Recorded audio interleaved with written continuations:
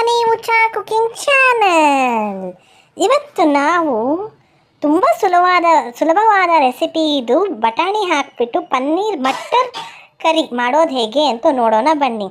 ಮೊದಲು ಒಂದು ಪ್ಯಾನಿಗೆ 1-2 ಸ್ಪೂನ್ ಎಣ್ಣೆಯನ್ನು ಹಾಕಿಕೊಳ್ಳಿ. ಎಣ್ಣೆ ಕಾಯಬೇಕು. ಎಣ್ಣೆ ಕಾದ ನಂತರ 1 ಟೀ ಸ್ಪೂನ್ ಆಗುವಷ್ಟು ಜೀರಿಗೆಯನ್ನು ಹಾಕಿಕೊಳ್ಳಿ.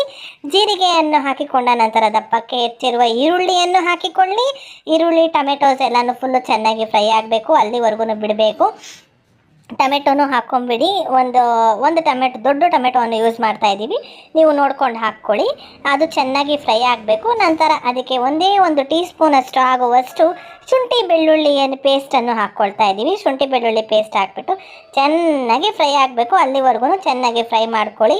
ಇದೇ ಮೇನ್ ಫ್ರೈಯಿಂಗೇ ಮೇನ್ ಇಂಪಾರ್ಟೆಂಟ್. ಇದರಲ್ಲಿ ಯಾವಾಗಲೂ ಅಷ್ಟೇ ಟೊಮೆಟೊ ಮತ್ತು ಈರುಳ್ಳಿನ ಚೆನ್ನಾಗಿ ಫ್ರೈ ಮಾಡ್ಕೊಳ್ಬೇಕು. ಸ್ಕಿಪ್ ಮಾಡಿದೆ ನೋಡಿ ವಿಡಿಯೋನ, ಆವಾಗಲೇ ಅರ್ಥ ಆಗೋದು. ಸಣ್ಣ ಪುಟ್ಟ ಟಿಪ್ಸನ್ನು ನೀವು ಫಾಲೋ ಮಾಡಿಲ್ಲ ಅಂದರೆ ಟೇಸ್ಟ್ ಸೇಮ್ ಬರಲ್ಲ. ಅದಕ್ಕೋಸ್ಕರ ಪೂರ್ತಿ ವಿಡಿಯೋ ನೋಡಿ, ಸ್ಕಿಪ್ ಮಾಡಿದೆ ನೋಡಿ. ಇದನ್ನೆಲ್ಲ ಚೆನ್ನಾಗಿ ಫ್ರೈ ಆಗಬೇಕು. ಚೆನ್ನಾಗಿ ಫ್ರೈ ಆಗಿಬಿಟ್ಟು ಅದು ತಣ್ಣಗಾದ ನಂತರ ಮಿಕ್ಸಿ ಜಾರಿಗೆ ಹಾಕಿಬಿಟ್ಟು ಪೇಸ್ಟ್ ಥರ ನುಣ್ಣಗೆ ರುಬ್ಬಿ ಎತ್ತಿಟ್ಕೊಳ್ಳಿ. ಅದೇ ಪ್ಯಾನ್ಗೇನೆ 1-2 ಸ್ಪೂನ್ ಎಣ್ಣೆಯನ್ನು ಹಾಕಿಕೊಳ್ಳಿ. ಎಣ್ಣೆ ಕಾಯಬೇಕು. ಎಣ್ಣೆ ಕಾದ ನಂತರ 1 ಟೀ ಸ್ಪೂನಷ್ಟು ಖಾರದ ಪುಡಿ, ಚಿಲ್ಲಿ ಪೌಡ್ರ್ ಹಾಕ್ಕೊತಾ ಇದ್ದೀವಿ. ನಿಮ್ಮ ಖಾರಕ್ಕೆ ಅನುಗುಣವಾಗಿ ಹಾಕಿಕೊಳ್ಳಿ. ಯಾಕಂದರೆ ಈ ಚಿಲ್ಲಿ ಪೌಡ್ರ್ ಇವಾಗಲೇ ಹಾಕ್ಕೊಂಡ್ರೆ ತುಂಬ ಚೆನ್ನಾಗಿರುತ್ತೆ, ಪ್ಲಸ್ ಕಲರು ಕೂಡ ಚೇಂಜ್ ಆಗೋಲ್ಲ. ಅದಕ್ಕೋಸ್ಕರ ಇವಾಗಲೇ ಹಾಕ್ಕೊಳ್ತಾ ಇದ್ದೀವಿ. ನಂತರ ನಾವು ರುಬ್ಬಿಟ್ಕೊಂಡಿರ್ತೀವಲ್ವ ಮಸಾಲೆನ, ಅದೇ ಮಸಾಲೆನ ಇದಕ್ಕೆ ಹಾಕಿಬಿಟ್ಟು ಚೆನ್ನಾಗಿ ಎಣ್ಣೆ ಬಿಡೋವರೆಗೂ ಚೆನ್ನಾಗಿ ಫ್ರೈ ಮಾಡ್ಕೊಳ್ಬೇಕು. ಹಾಕ್ಬಿಟ್ಟು ರುಚಿಗೆ ತಕ್ಕಷ್ಟು ಉಪ್ಪನ್ನು ಹಾಕ್ಬಿಟ್ಟು ಚೆನ್ನಾಗಿ ಫ್ರೈ ಮಾಡ್ಕೊಳ್ಳಿ. ಚೆನ್ನಾಗಿ ಫ್ರೈ ಮಾಡ್ಕೊಂಬಿಟ್ಟು ಇವಾಗಲೇ ಇದಕ್ಕೆ ಹಸಿ ಬಟಾಣಿ ಇದ್ದರೆ ಹಸಿ ಬಟಾಣಿ ಹಾಕ್ಕೊಳ್ಳಿ. ಒಣ ಬಟಾಣಿ ಇದ್ದರೆ 1 ವಿಷಲ್ ಕೂಗಿಸ್ಬಿಟ್ಟು ಹಾಕ್ಕೊಬೇಕು. ಹಸಿ ಬಟಾಣಿ ಇದ್ದರೆ ಡೈರೆಕ್ಟಾಗಿ ಹಾಕ್ಕೊಳ್ಳಿ, ಅದು ಚೆನ್ನಾಗಿ ಆಯಿಲಲ್ಲೆಲ್ಲ ಚೆನ್ನಾಗಿ ಫ್ರೈ ಆಗುತ್ತೆ. ಒಣ ಬಟಾಣಿ ಇದ್ದರೆ 1 ವಿಷಲ್ ಕೂಗಿಸ್ಬಿಟ್ಟು ಹಾಕ್ಕೊಳ್ಬೇಕು. 1 ಟೀ ಸ್ಪೂನ್ ಆಗುವಷ್ಟು ಗರಂ ಮಸಾಲ ಪೌಡ್ರ್ ಹಾಕ್ಕೊತಾ ಇದ್ದೀವಿ. ಗರಂ ಮಸಾಲ ಪೌಡ್ರನ್ನ ಹಾಕ್ಕೊಂಬಿಟ್ಟು ಚೆನ್ನಾಗಿ ಮಿಕ್ಸ್ ಮಾಡ್ಕೊಳ್ಳಿ. ಇದು ಬಟಾಣಿ ಎಲ್ಲ ಚೆನ್ನಾಗಿ ಬೇಯಬೇಕು. ಸ್ವಲ್ಪ ನೀರು, ನಿಮ್ಮ ಕರಿಗೆ ಎಷ್ಟು ಬೇಕೋ ಅಷ್ಟು ನೀರನ್ನು ಹಾಕ್ಕೊಳ್ಬಿಡ್ಬೇಕು. ಇವಾಗಲೇ ಸ್ವಲ್ಪ ತೆಳ್ಳಗೆ ಮಾಡ್ಕೊಂಡ ಅಂದರೆ ಕುದಿತಾ ಸ್ವಲ್ಪ ಗಟ್ಟಿ ಆಗುತ್ತೆ. ಅದಕ್ಕೆ ಒಂಚೂರು ನೀರನ್ನು ಸ್ವಲ್ಪ ಜಾಸ್ತಿ ಹಾಕ್ಕೊಂಡಿದ್ದೀವಿ.